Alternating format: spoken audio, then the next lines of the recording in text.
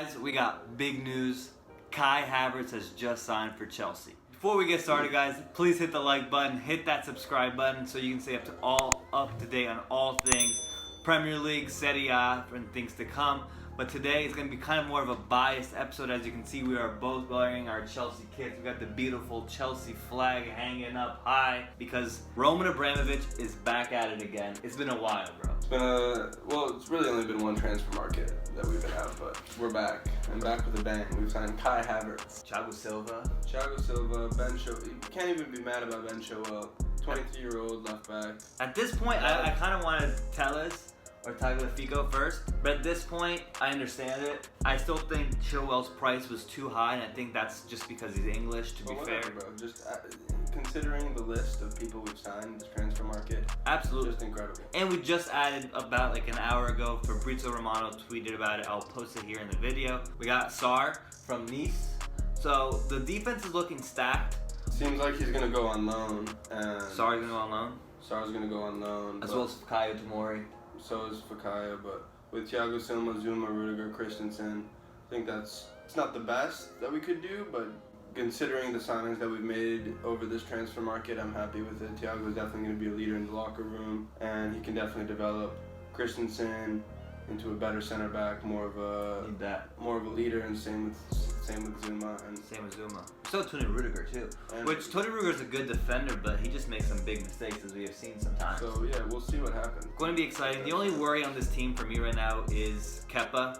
And I think every Chelsea fan knows that kind of don't want to talk about Kepa.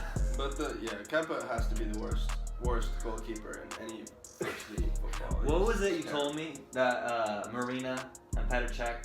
There was a report that I saw that says that Petr Cech and Marina still have faith in Kepa, and even though Lampard wants him out. But we'll see. There's still like a month left in the transfer market. We could sign a keeper that could start the season instead of Kepa. We'll see. Who would that be? You think Onana from Ajax? No, I don't think Onana. Someone else. Probably someone that we haven't seen many rumors about yet, but that Chelsea are probably scouting and maybe looking to sign soon. But we'll see. That's a hot topic with Kepa, though. Because do you think it's they still have faith in him, or is it because of the 70 million price tag? That, but also we can't justify spending a lot for a keeper, especially after paying 70 million for Kepa. But a flop is a flop, and we've had many number 9 flops that we've spent big money on. But we just spent so much money. We just signed Kai Havertz for 100 million. So I was thinking about it like this. We have the Hazard money from last year, the Morata money from Atletico, which is pretty hefty, the Europa League money from last summer that we didn't get to spend. Well, we did spend it on Kovacic, actually. And Pulisic. And we signed Kai Havertz for 100 mil, Ben Chilwell for 50 mil, Timo Werner and Ziyech for like 75 total. Well, at least Ziyech was December. Yeah, but still. Yes. Yeah, you're right. So we've spent a lot. But I don't think we're going to spend that much more. Unless Roman is really feeling it right now. I was saying we probably have another 30 mil in the budget, unless we offload some players, which is possible. We could offload Emerson. I've heard Timo Bakayoko to AC Milan, which will be really good. That's like 50 mil, hopefully. I think it was around 20-25 mil for him.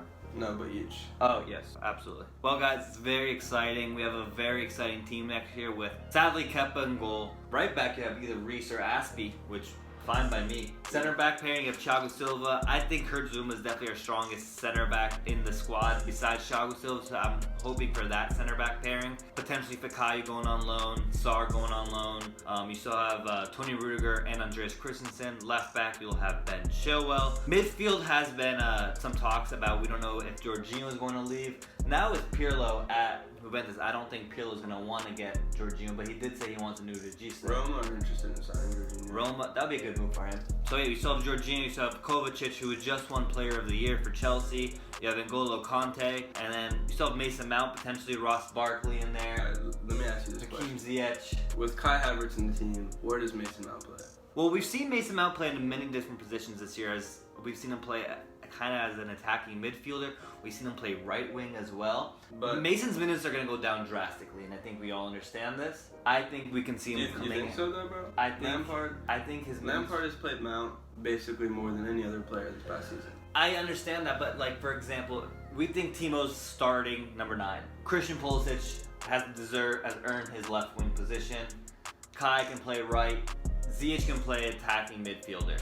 I think Or switch them. or switch. And I also think we can also have Mason Mount, especially with his pace and his high pressure. He's so good at pressuring the ball. We can have him as a super sub in the end of games, around the 60th minute for somebody. It's just I want Mason after having such a good season. It is upsetting. Mason go to the bench right now, and I think Mason, especially working with Ziyech. I'm not saying Mason Mount isn't capable because he's actually one of my favorite players on the team.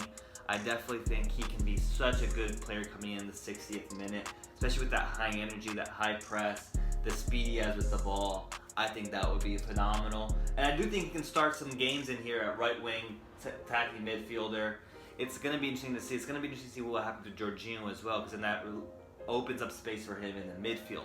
Also going to be interesting to see what happens with Ross Barkley, because he's kind of falling down the pecking. He had actually a good end to his season, though. He really did. He's just too inconsistent to be Chelsea. He's too inconsistent, that is true, but he has some moments of brilliance. He has some amazing goals that we've seen. It's going to be interesting to see what happens with him. It's just exciting, though. These are good problems to have. These are good problems. These are very good problems to have. No scary, though, is what happens with Caleb Hudson-Odoi. I agree. I think he deserves more playing time, but with these signings, it's going to be harder for him to make it into the first team, probably. It's kind of sad. Does he need a loan spell? I feel like he's been on the team for a while now. Nah, I don't think a loan spell would be it. He should either get consistent minutes in a Chelsea uniform or consider leaving, in my opinion. But I don't want him to leave. I want him to be. Well, we rejected the Bayern Munich offer last year, so that's interesting to see. But now they got Leroy Sané, so how much are they really going to want Caleb Hudson-Odoi? That's a big thing. What's going to happen with Caleb Hudson-Odoi? And also, I've been thinking, because we were talking about it earlier, Lampard has said he still has Tammy Abraham as a part of his plans. Now, where does that leave Giroud in the end of his career, with Timo and Tammy still being in the plans, especially with the amazing season end that Giroud had? It's going to be interesting to see when and where he gets his minutes, because I think he actually is a phenomenal striker, especially with his hold-up play. World class. It's going to be interesting to see where that happens. But today we also have a special guest, another cousin of ours. Sadly for us, he is a fan of the wrong London side. He's going to come in and we're going to banter him about signing Willian. Come on, brother. He's an Arsenal fan and stuff. How do you think about Arsenal this season, bro? You guys got some big fleeces, though. I mean, Aubameyang re-signed. A lot of Arsenal fans hate Lacazette. I don't see why. I think Lacazette can play well. But you guys got Willian, but you have Pepe, too. What are they going to do with that? You guys took a big L giving us Willian. Us. A lot of people have been saying that. I would have said that if we didn't sign somebody else, but now getting Kai. I would have wanted Willian. He's going to do fantastic on the north side, the better side. The better side. Well, you gotta look at the Premier League table first, and then. I mean, But they are historically the best team in the English league from London. But you guys have never won the Champions League, my friend. But honestly, because of how well Willian served Chelsea fans for the past 7 years, I'm excited to see him. Well, he's another one. Side. Some Chelsea fans hate him.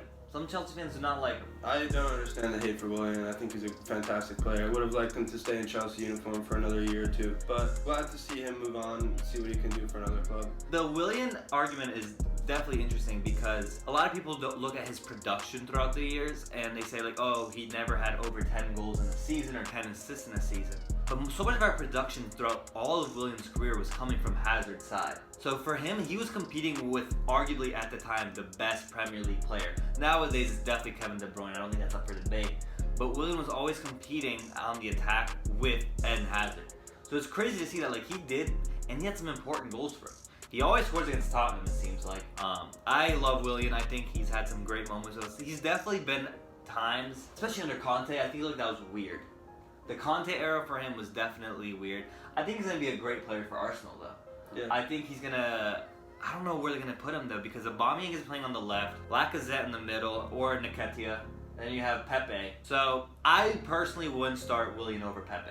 I mean, we'll see. We don't know how they're going to set up this year. But they got a good center back, and they've been needing that. They got Gabriel in from Lille, and they also have...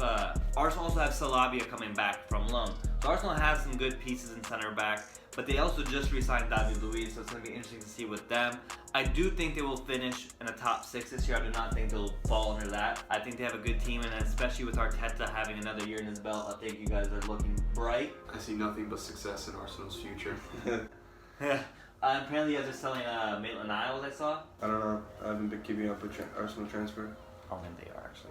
Well, alright, guys. This is a wrap. Chelsea, we are competing for the league now, it feels like. Moral of the story is that we signed Kai Havertz. Thiago Silva. World-class potential, one of the best young midfielders there is. He has second most goals in his respective leagues for a player under 21 years old, and the first is Mbappe, so right up there with the best. Huge signing. Excited to see how he does in the Prem. Huge signing. I can't wait, guys. And for that, we are signing out. Do you have any final words about Arsenal? Yeah, What is that? they're better than Chelsea. We'll be back after the first Prem game, where Chelsea beats Arsenal 3-0. Well, guys, welcome back.